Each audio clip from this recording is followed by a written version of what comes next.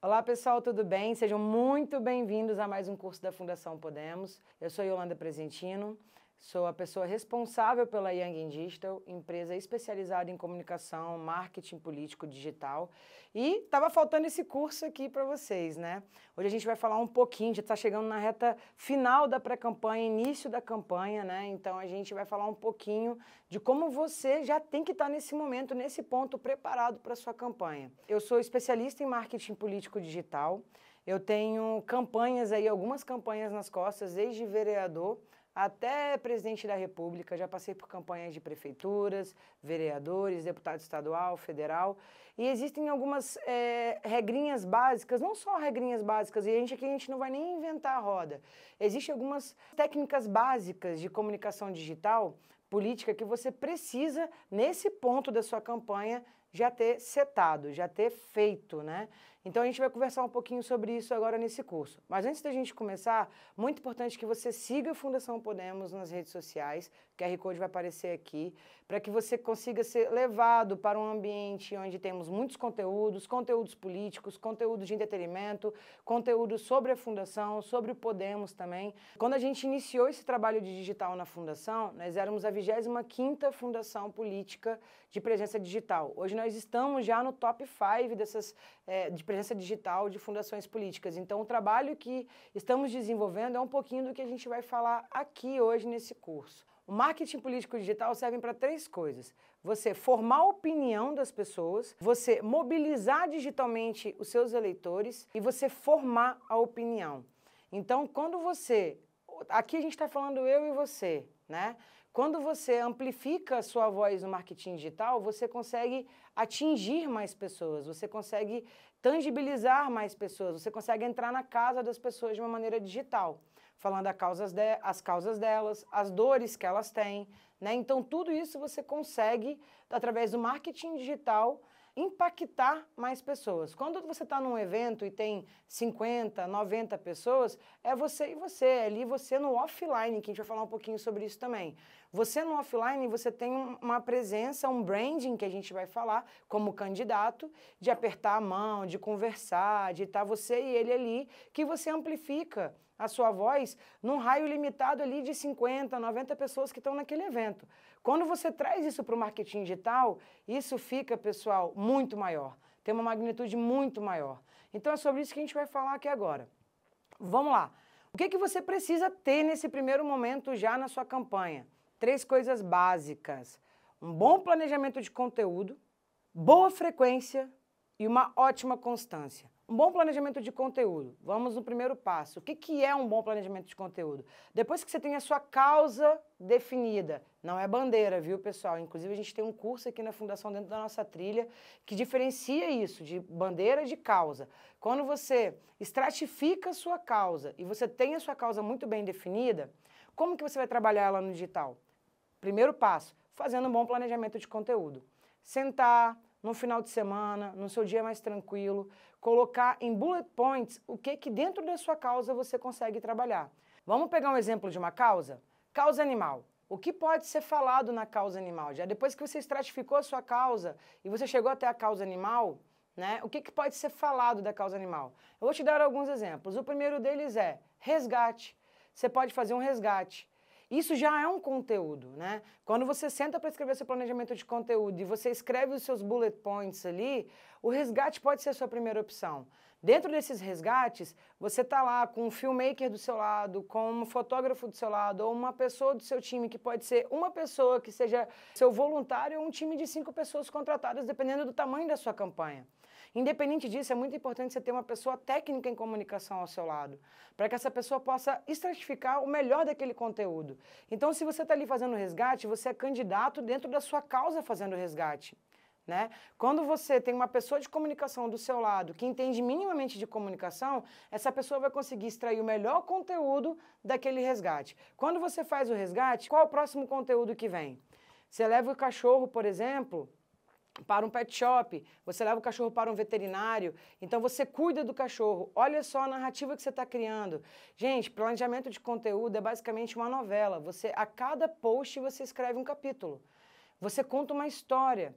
Porque o que se dá hoje, o que se vende hoje no marketing digital, na parte de conteúdo, é a narrativa, são histórias, as pessoas querem conhecer você. Quanto mais orgânico você for nas redes, mais pessoal você é, mais as pessoas vão querer te ouvir, mais as pessoas vão ficar próximas de você. Isso é muito importante nas redes sociais, né? Então, quando você tem aqui o resgate e você leva o seu animalzinho resgatado para um veterinário, e aí você apresenta o conteúdo ao veterinário, o veterinário participa do seu vídeo e da sua foto, ele mostra já a evolução do animalzinho resgatado ali com você. Olha como você está se tornando, dentro da causa animal, uma pessoa de autoridade. Você já fez o resgate, que é um ótimo indicador para a sua autoridade. Depois desse resgate, você já levou o seu animal para o veterinário e para o pet shop, para que ele seja cuidado. E aí você já mobilizou as pessoas que também são da causa. Depois que esse animal está cuidado, olha o próximo post chegando. Ele vai para um lar temporário. Esse lar temporário, ele pode ser tanto na sua casa ou na casa de pessoas que são voluntárias do projeto. Independente de qual lar temporário que seja, você consegue também, além de fazer o seu papel na sua causa, que é cuidar desse animal, produzir bons conteúdos para mostrar para as pessoas, para os seus eleitores, que você é uma pessoa referência nessa causa. Nesse lar temporário, a gente consegue fazer conteúdo dele, do cachorrinho, do animal que você resgatou, com o seu filho, consegue fazer esse conteúdo com o seu marido, com a sua esposa, você consegue fazer o conteúdo desse cachorro brincando. Olha você trazendo a narrativa. Resgatou, cuidou, agora lar temporário. Beleza? Olha os capítulos da novela que você está criando. E aqui no final, pessoal, é o topo do funil que a gente chama. É quando você coloca esse animal que já está cuidado, sendo amado, sendo respeitado como ele deveria ser dentro da sua causa, você coloca esse cachorro para adoção. Tanto você mobiliza as ONGs de adoção, ou você se prontifica para poder arrecadar leads, né? Pessoas interessadas na sua causa, nesse caso, pessoas interessadas na adoção desse cachorro. As pessoas vão entrar em contato com você, perguntar sobre o animalzinho.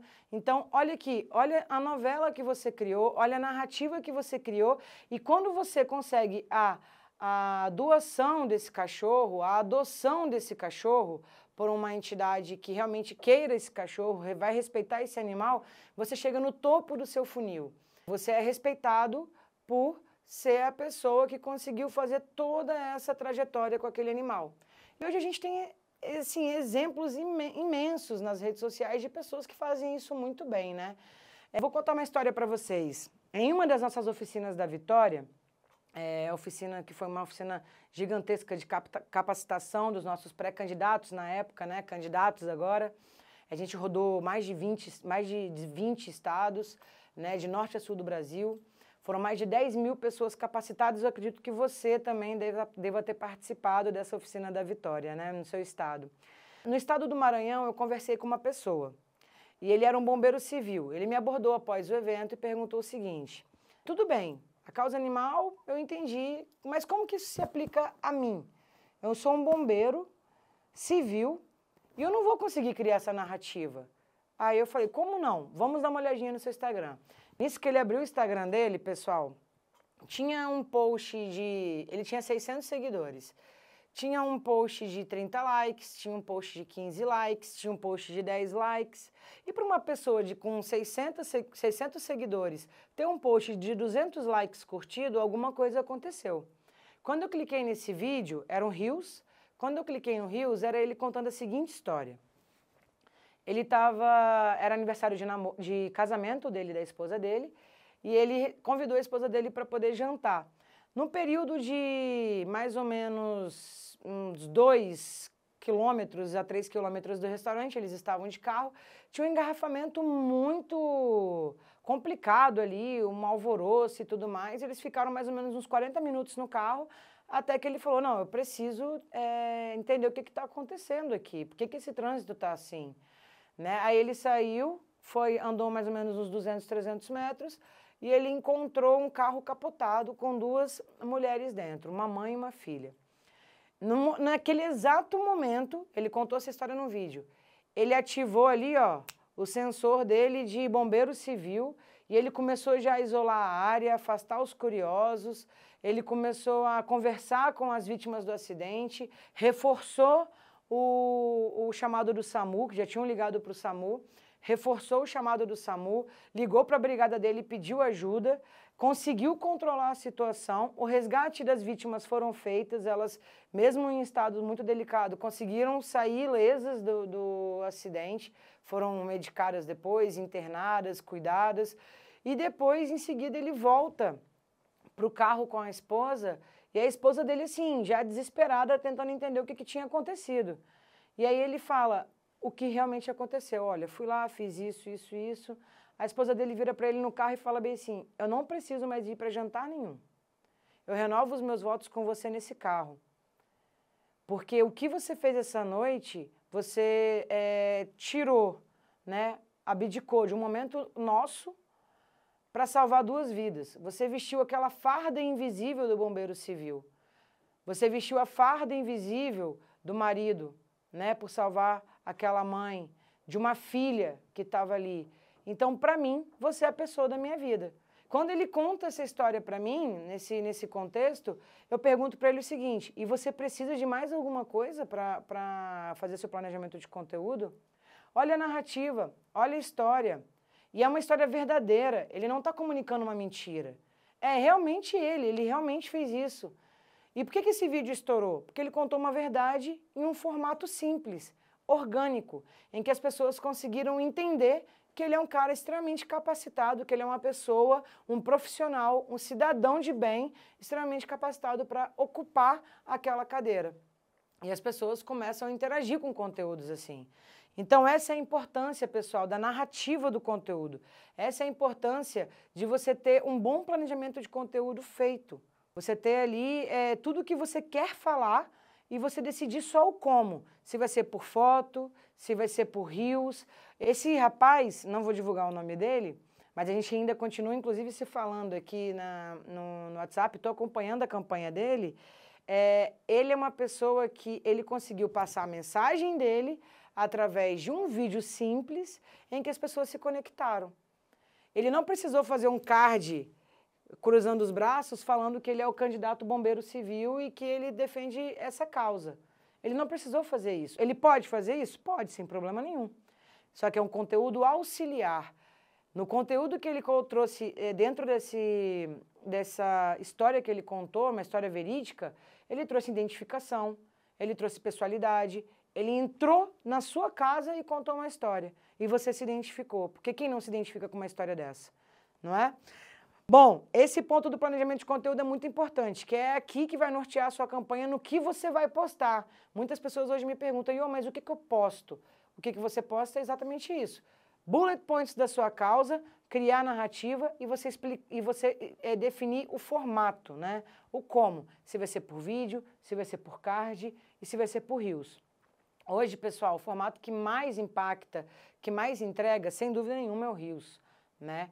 E eu estou falando isso de todas as métricas, de todas as plataformas. Estou falando isso do TikTok, estou falando isso do Kawaii, se você tem a presença digital no Kawaii, no TikTok, essa métrica também funciona para lá. A única que não funciona muito bem é para o YouTube, na plataforma de vídeos, mas para os shorts também funciona. O YouTube são outras métricas, que tem inclusive curso do YouTube aqui para vocês acessarem. Mas o que eu quero dizer é o seguinte, tenham um bom planejamento de conteúdo. Escrevam o que vocês querem postar, porque aí vocês vão ter posts de gaveta, que a gente chama, muito bem formatados para que você possa trabalhar os posts quentes, né? Porque muitas coisas acontecem no dia a dia que não estão planejadas. Você não sabe o que vai acontecer amanhã.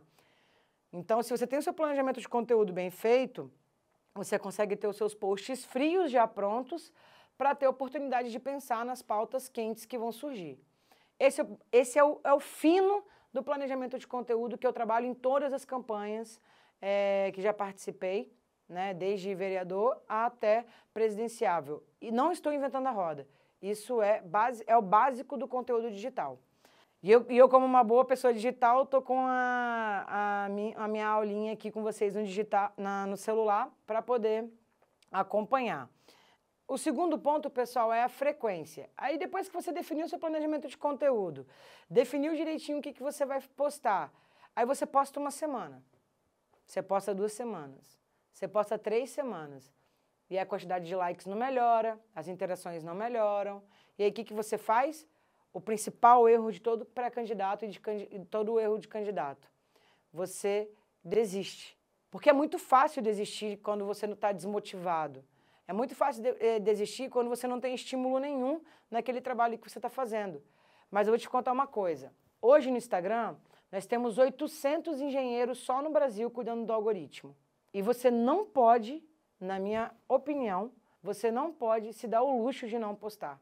Se nós temos hoje 800 engenheiros no Instagram cuidando do algoritmo do Instagram, é sinal que o algoritmo não é uma coisa permanente, ele é uma coisa flexível, uma coisa que muda constantemente, e você precisa estar sempre antenado nesse algoritmo. Hoje nós temos uma fórmula de algoritmo. O que performa melhor é Reels, né? 5 stories por dia, no máximo 10 stories, 15 stories, você criar conectividade com as pessoas, mas amanhã isso pode mudar. Porque a gente, querendo ou não, nós estamos nas mãos dessas plataformas para produção de conteúdo, né? Então, muito importante você não desistir dessa frequência. E quando você ganha frequência e você repete, porque comunicação, pessoal, é repetição. Você repete frequentemente a sua causa, você repete com constância a sua causa.